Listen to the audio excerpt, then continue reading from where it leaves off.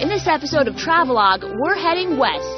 In Yushu, meet one of the most splendid and mysterious people in the world, Tibetans. Their spirit permeates the vast grassland, their energetic songs, bold dances, and wild horse races. Luckily, we're here just in time for the horse racing festival, the ultimate celebration of Tibetan culture. You gotta see it to believe it.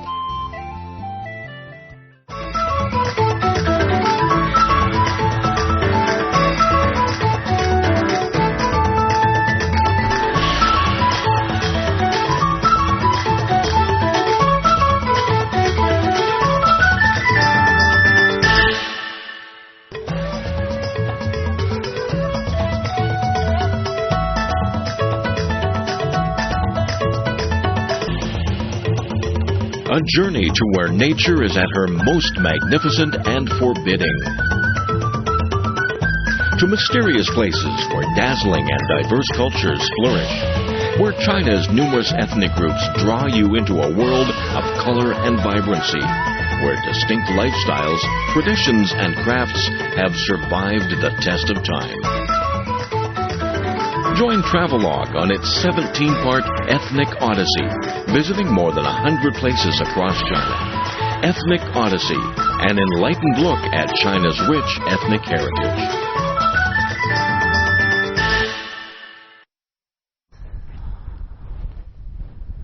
Variety of its landscape and diversity of its peoples. Welcome to Travelogue's Ethnic Minority Special again. And if you look at the site behind me, you see these multicolored rainbow. They're like prayer flags that are dancing in the wind. And in my opinion, this is the most spectacular sight you could find anywhere. If you're familiar with this, you'll know that we are in one of the centers of Tibetan culture. That's Yushu in Qinghai province. And it is here that we will experience the nomadic lifestyle of the Tibetans. We'll see them rushing through the plateau on their horses, charging at the emptiness. And also, we'll hear their beautiful songs and dance. Welcome to Travelogue. I'm Yin. And get ready for an unforgettable experience. Qinghai province is a land of marvel and mystery. In its remotest areas, you can find some of the most culturally rich regions where Tibetans live.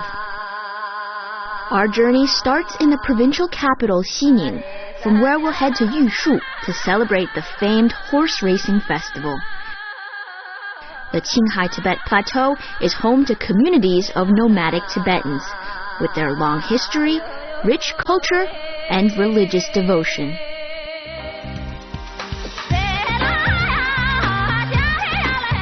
Despite living in a harsh, high-altitude environment, Tibetans are famous for their sprightly nature and vivacious culture.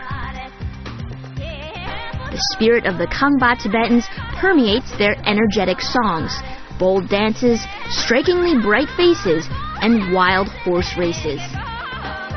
The most typical image of these people is that of men and women dressed in bold colors, racing across the grassland on horseback.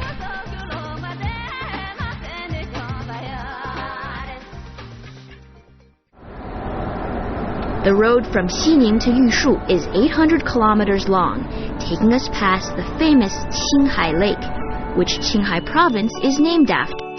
It's the largest saltwater lake in China, whose scenery is so beautiful that people believe it's blessed by heaven. It's the right season, you can get a glimpse of endless rows of race flowers. Qinghai Lake is known variously as the Green Lake, Blue Sea, and Fairyland, names that describe its changing shades at different times of day, in different seasons, and when viewed from different angles. The locals call the lake their mother lake, and they hold ceremonies here to make sacrifices to the lake god. Before the arrival of Tibetan Buddhism, the indigenous religion was Bon and involved the worship of mountains, forests, and bodies of water. The sacrificial ceremonies around Qinghai Lake are a lingering legacy of Bon.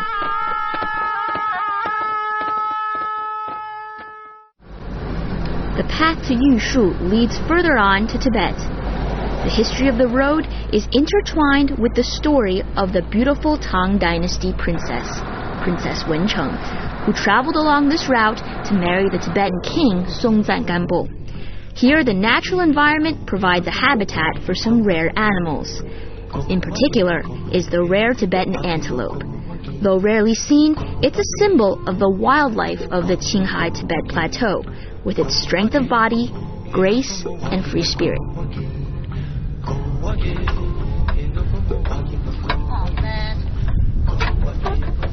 busted a tire here. I think we crossed over a rock over there and we sort of slid over the rock. 师傅没事吧这个？没事。All we have to do is now a quick little change up. We got an extra spare in the back, and soon we'll be out of this emptiness to somewhere. A journey like ours is hard work. While the high altitude makes us dizzy and short of breath, the tough roads take their toll on our vehicle.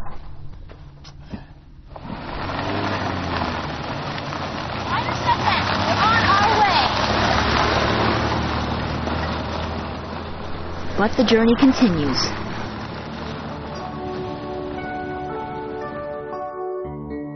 On this unending grassland, the sides of the road are dotted with lakes, big and small. Yushu is sometimes called the source of rivers, namely the Yellow River, the Yangtze River, and the Lancang. Now, since ancient times, the Yellow River has nurtured Chinese civilization. The source of the river is 4,600 meters above sea level, and there are plenty of natural barriers.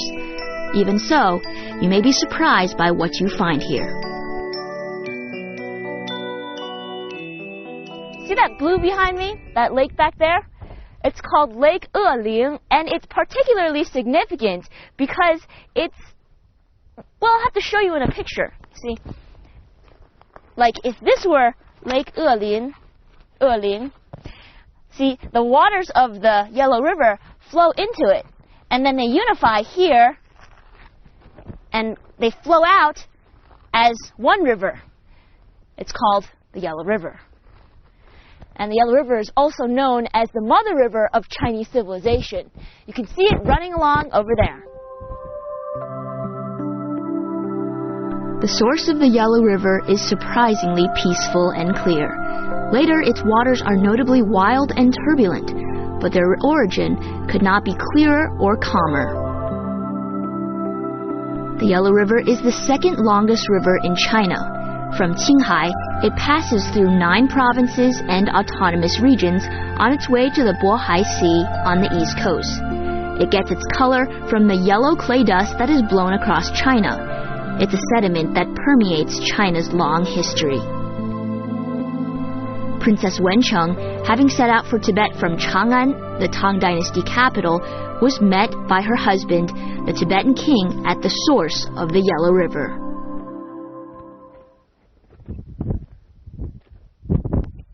And next to me now is the Yellow River itself, the origin. I never expected it to be so clear and so blue. As a symbol of respect and honor towards the Yellow River, the Tibetans often place one of these nearby. I'll do the same.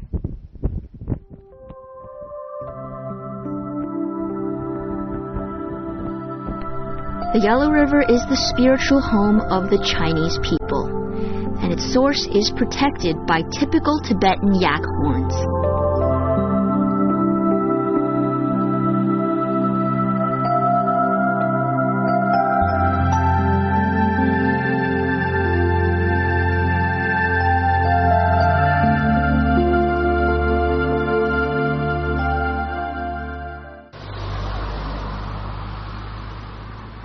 As we continue further, near the path are some of the prayer wheels that line the mountains.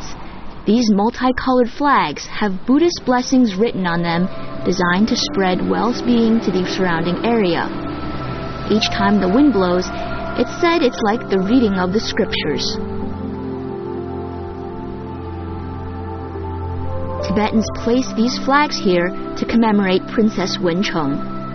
On her journey to Tibet, she brought volumes of Buddhist sutras with her. She also brought the finest farming and industrial techniques from the Tang Dynasty. Having settled in, she taught the Tibetan people how to grow crops and vegetables, grind wheat, and make wine.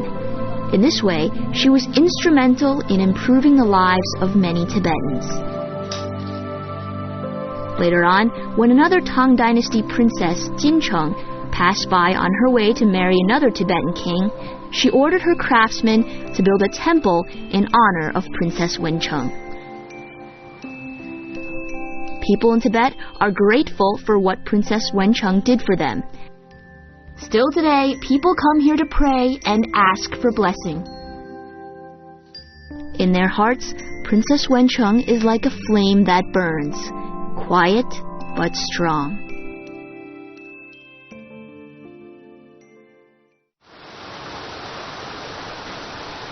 Yushu has its own place of mystery, Leba Valley. Here, carved on the mountains and rocks, is the 6-word mantra of Tibetan Buddhism. O Mani Padme Hum, it reads. The entire teachings of the Buddha are contained in this mantra. Not surprisingly, it can't be translated into a simple phrase. Repeating this mantra is believed to bring merit and ease the negative karma. Meditating upon it is believed to purify the mind and body. Tibetan Buddhism is associated with one of the world's most distinctive spiritual cultures. It's based on profound wisdom, and to these Tibetans, there's nothing more important than spiritual fulfillment and collecting good karma for the next life.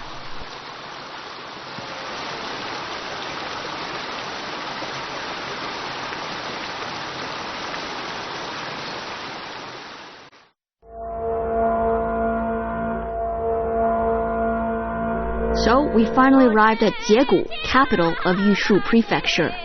A must-see here is the Jiegu Monastery, located on top of a hill to the north. The monastery is famous for its magnificent structure, the number of its celebrated monks, and its rich collection of relics. Much of the monastery's fame is also attributed to its first living Buddha.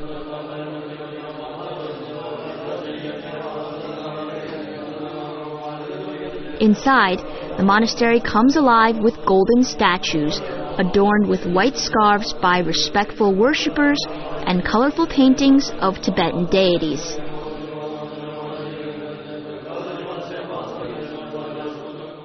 If you asked people to choose one location as the unifying point for everyone in the town, it would probably be this temple back there. You see, it's located high above the mountains, and it overlooks the entire town and protects every single person here, blessing them.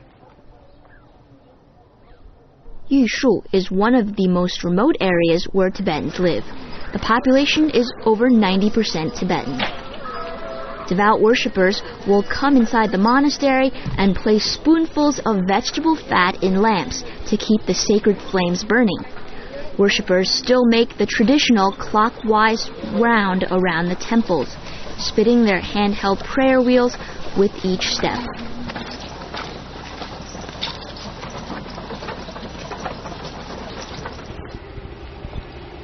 Every morning, a lot of the local people, both young and old, they come to this place right here and spin these prayer wheels. Now they're called so because inside there are the scriptures, and spinning them clockwise is like reading the prayers. Now some people decide to just push these along. Others also have a little handheld prayer wheel which they spin. And so others, they bow down on their hands and knees like this and prostrate. And over here you can find these mani stones. There's almost millions of them, all layered up, each one with a blessing. That's a whole lot of stones.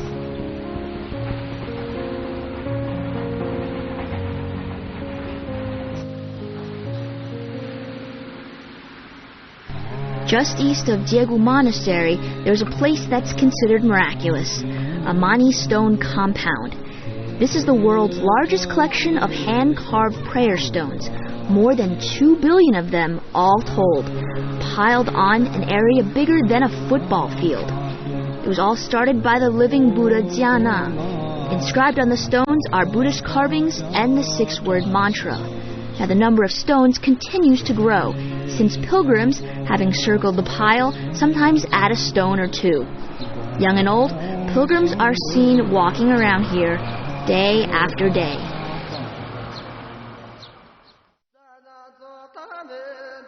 The most exciting time of year in Yushu is late July. That's when the horse racing festival is held. On the grasslands, tents brighten up the scene, like stars covering the sky. People come from all over the world to take part in the celebrations. The local nomadic people camp out with their families, making the festival a great family gathering. But the highlight of the event, of course, is racing, and people bring their finest horses. Hey, buddy. Such a good boy. Are you gonna be in the racing? You gonna take home the championship?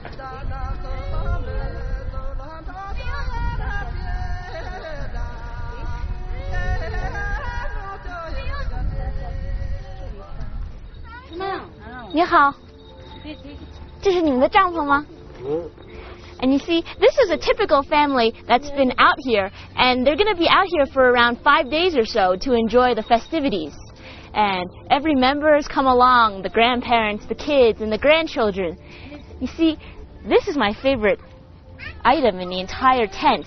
It's the most valued item, and it's believed that it's been passed down from generation to generation, so its history could be over 100 years.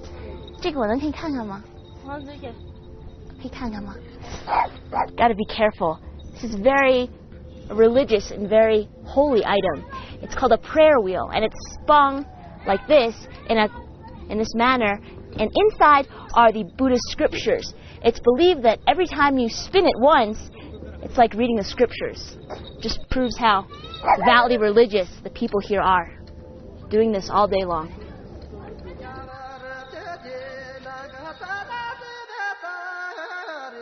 There are two types of tents, the black yarn ones and the white cloth ones.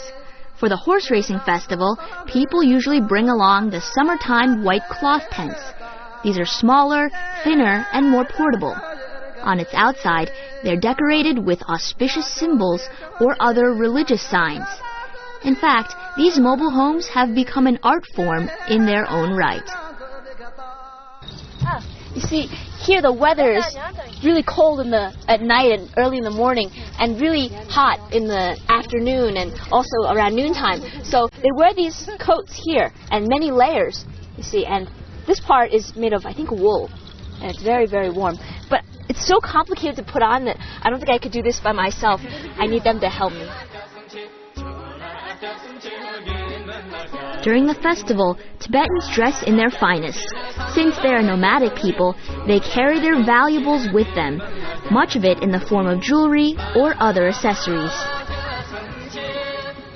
Men and women alike wear their long hair and cover themselves in ornaments made of silver, gold, pearls, and jade. A Kamba woman, in her formal dress, can be wearing jewelry worth several 100,000, even 1,000,000 yuan. Yushu in Qinghai is known as the land of song and dance. Back in the 18th century, the living Buddha of the Jiegu Monastery created many of the dances. Making your sleeves sway is an important part of the dance. The sense of festivity is enhanced by the ringing of the foot bells, and the swinging of the sleeves makes them appear like they're swaying and swinging in the air. I see, this is the real Tibetan dance, and you see, the skill is all in the sleeves right here, and they swing it back and forth, and you see the spirit they have. It's very free will, just like the environment here.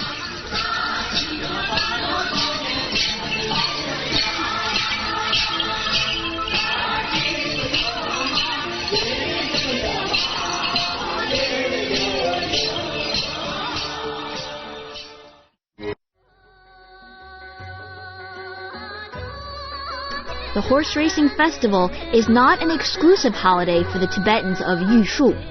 People come from Gansu, Tibet itself, and other parts of Qinghai, Yunnan, and Sichuan to take part in the festivities. Now, though they are all Tibetans, coming from different regions, they dress in a rich variety of costumes.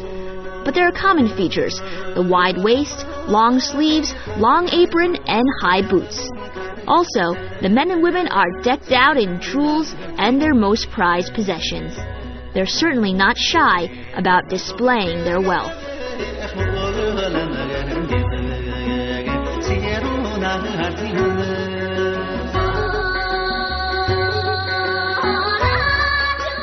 Men and women together dance. But you see, it's the men who show off many of their moves. Tibetan men are agile dancers and sometimes quite fierce. They incorporate aspects of their daily life into their movements. So their dancing gives us a hint of the rough, brave nature of Tibetan men.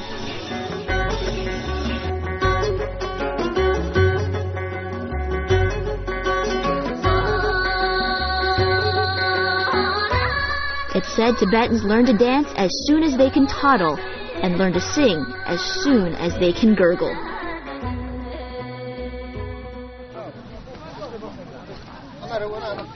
So here we are at the big finish line. This is where it all happens right now. You see all the contestants are getting ready to start their horses, and some of the contestants are even like little kids. They're like 11, 10 years old, ready on their horses because they're lightweight jockeys, right? And you see they're lined up, they're all dressed up, and the horses, I bet, are even nervous and excited. We'll see who the winner is. The highlight of the festival is the horse racing, of course, and it's common to see young children riding on horseback. They start learning to ride at an early age and rapidly become quite skilled. Many of the young riders dress in white, the color that is most holy, representing purity and loyalty. Qinghai is sparsely populated, but during the horse racing festival, the small town of Yushu is crowded with hordes of people wanting to witness the climax. The singing and dancing, the costume shows, and the horse racing. The festival is 5 days of fun and excitement. It's a time when Tibetans, in their own unique way, pray to the gods and entertain themselves as well. Horse racing here starts back more than 500 years. According to Tibetan legend, King Gesar was much admired for his horsemanship. Later, horse racing became a great spectacle when men showed off their courage. By tradition, Tibetans regard the horse as a symbol of good fortune, courage, and intelligence.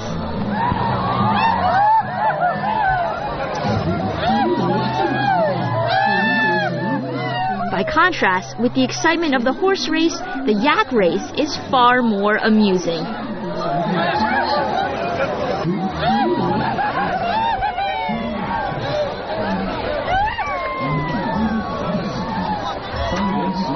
And they're off, but they're not horses, they're yaks.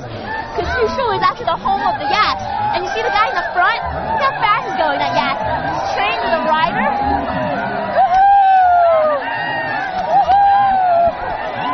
Is going crazy. Much more exciting than a horse race.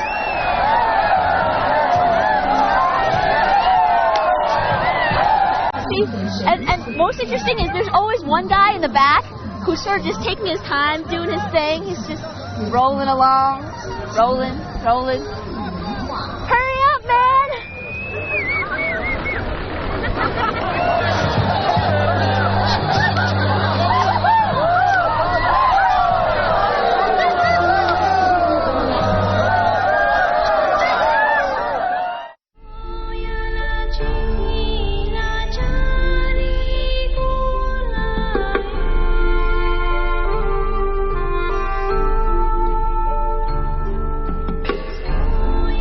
Dotted with black and white tents, the grassland roll endlessly into the distance.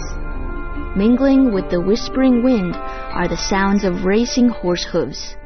There's the figure of a handsome and brave young man. Behind him is a Tibetan girl, her hair adorned with precious jewels, her face pure and bright. Onward they gallop to where nobody knows.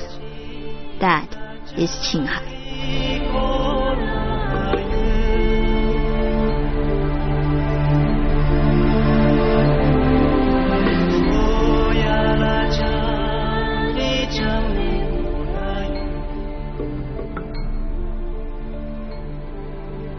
I think this is probably the most representative scene here in Yushu. Amongst the grazing goats and the yaks and the mountains in the plateau, I think the Tibetans have it all. Well, thanks for watching Travelogue's Ethnic Minority Special, and I'm going to go have some fun with my buddies. See you next time. Hey!